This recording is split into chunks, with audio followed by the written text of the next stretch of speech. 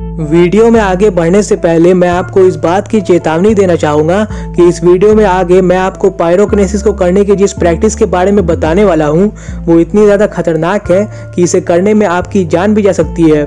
इसलिए अगर आपकी उम्र 18 से कम है तो आप इसे बिना किसी भी गुरु के हेल्प के बिना करने के बारे में भूल से भी मत सोचना, क्योंकि आग के साथ खेलना और उसे काबू में करने की कोशिश करना कोई बच्चों का खेल नहीं है। एक छोटी सी भी गलती आपकी जान ले सकती है।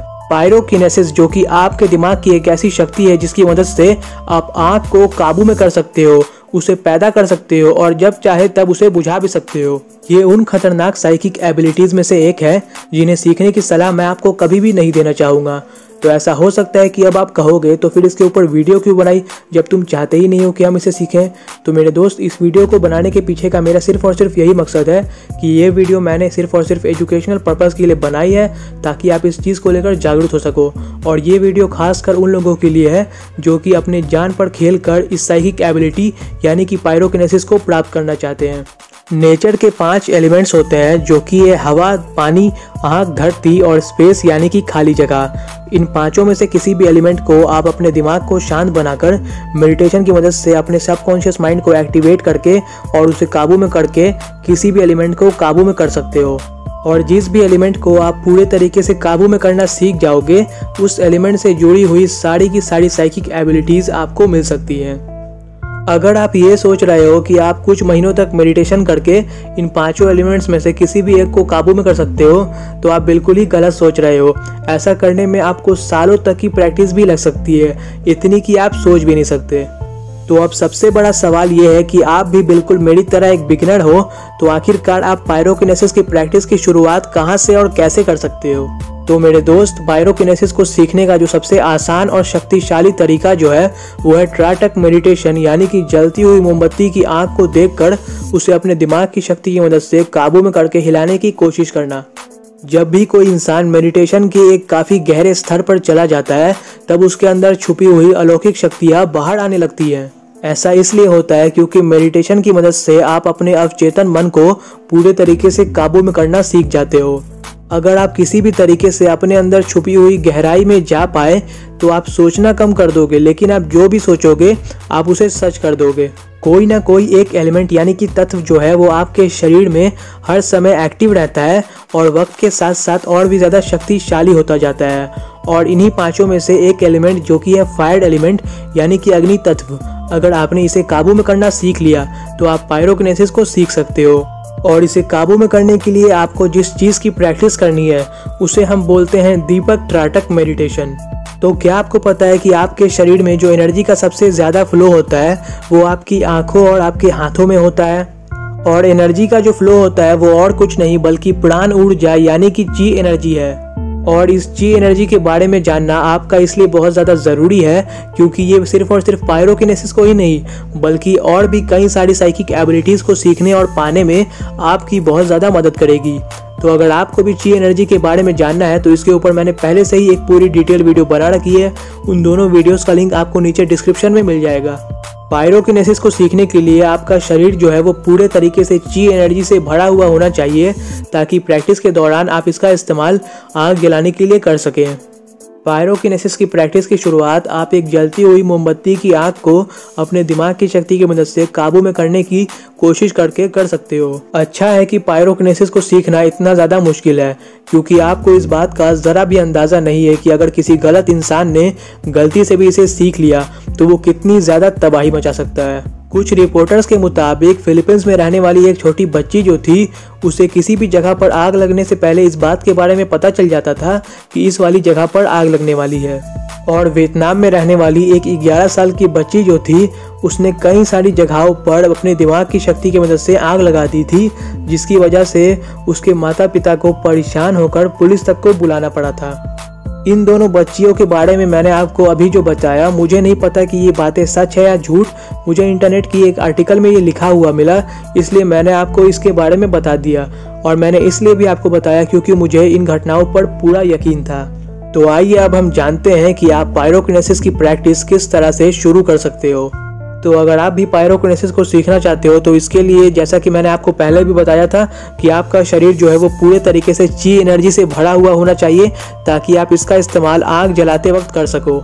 और आप ची एनर्जी को पैदा करके इसे अपने शरीर में कैसे पूरे तरीके से भर सकते हो उस वीडियो का लिंक आपको नीचे डिस्क्रिप्शन में मिल जाएगा। पायरोकिनेसिस की प्रैक्टिस की शुरुआत करने के लिए सबसे पहले आपको एक मोमबत्ती लेनी है और उसे लाइट अप करना यानी कि जलाना है और उसे एक जगह पर रख देना है और उसके बाद उसकी आग को पूरी एकाग्रता के साथ देखना है और उसे महसूस करना है। और हाँ, एक बहुत ही ज़रूरी बात कि आपको पायरोकिनेसिस की प्रैक्टिस किसी ऐसे शांत कमरे में बैठकर करनी है जहाँ पर कोई भी तेज़ हवा ना चल रही हो, ना ही कोई पंखा चल रहा हो और ना ही कोई एसी। और आपको इस बात का भी ध्यान रखना है कि उस कैंडल की जो आग है वो हवा से ना हिले, बिल्कुल सीधी हो, वरना होगा क्या ना कि वो हवा से हिल जाएगी और आपको ऐसा लगेगा कि आप पायरोकिनेसिस करना सीख गए हो और आपने उसे हिलाया है। और अगर आप चाहें तो उस कमरे की लाइट्स को पूरे तरीके से ऑफ कर सकते हो ताकि आपका पूरा ध्यान जो है वो कैंडल फ्लेम पर रहे। आपको अपने पूरे ध्यान को इस चीज़ पर डाल देना है कि मोमबत्ती की जो आग है वो किस तरह से जल रही है और ऐसा करने के बाद कुछ समय के लिए आपको अपनी आंखों को बंद कर लेना है और अपनी आंखों को बंद करके मोमबत्ती की तरफ देखना है। इस चीज़ को हम बोलते हैं कैंडल फ्लेम गेजिंग, जो कि एक बहुत ही शक्तिशाली टाइप का मेडिटेशन होता है। आपके शरीर में जो ची एनर्जी है जिसे हम प्राणिक एनर्जी और टाई ची एनर्जी के नाम से भी जानते हैं, आप इसे और कई प्रकार के एनर्जीज में बदल सकते हो। जैसे कि एग्जांपल के लिए मैग्नेटिक एनर्जी में बदल सकते हो और इलेक्ट्रिकल एनर्जी में भी बदल सकते हो। लेकिन पायरोकिनेसिस को सीखने के लिए आपको इसे हीट एनर्जी में बदलना होगा।